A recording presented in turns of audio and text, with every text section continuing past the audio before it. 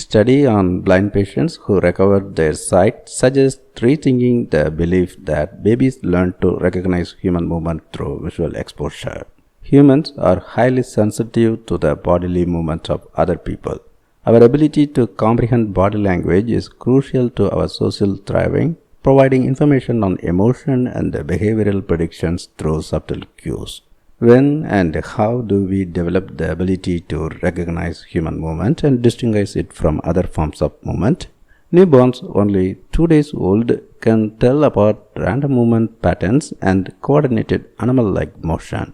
But the ability to differentiate between the bodily movement of humans and other animals is reported to appear only approximately 5 months after birth.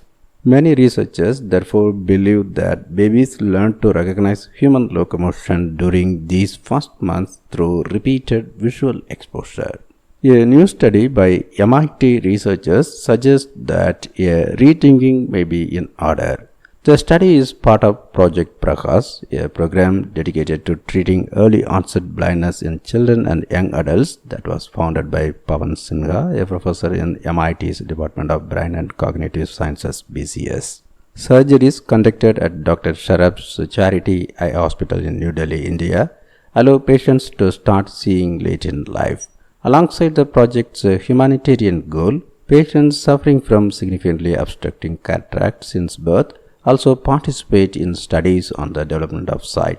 Such research among patients who gain sight late in life unlocks new methods for studying the development of visual processing.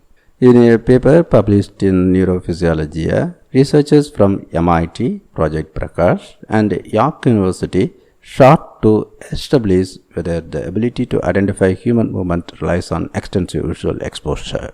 The study included 2 participants, 7 and 20 years old, both almost entirely blind since birth, who were able to perceive only light strong enough to pass through their dense cataract.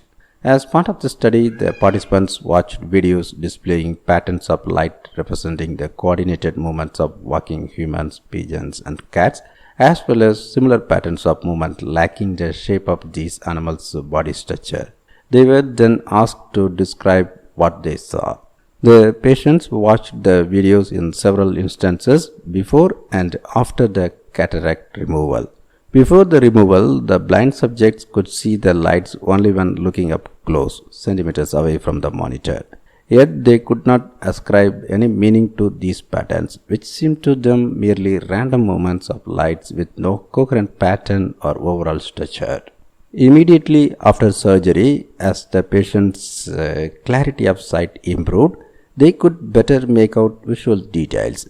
In their very first minutes of exposure to unobstructed sight, the 2 patients identified the light patterns representing human locomotion. They both did so 6 out of 8 times. They also successfully identified human movement patterns even when these were flipped upside down. At this early stage, however, they recognized only human locomotion with the configuration of a human body structure. Moreover, they did not recognize patterns of animal locomotion at all. Patients who had very limited exposure to human bodily movement before the cataract removal could recognize it for the first time immediately after the removal, once their vision was good enough to see details. This result suggests that extensive visual exposure is not critical for the ability to identify human motion. The fact that the participants could recognize human movement upside down strengthens the idea that visual experience may not be central to acquiring this visual capacity. The researchers are exploring possible accounts for why the participants were able to identify human locomotion but not the movement of other animals. One hypothesis they are considering is that learning to interpret the bodily movements of other humans may be based partly on familiarity with one's own body movements and structure.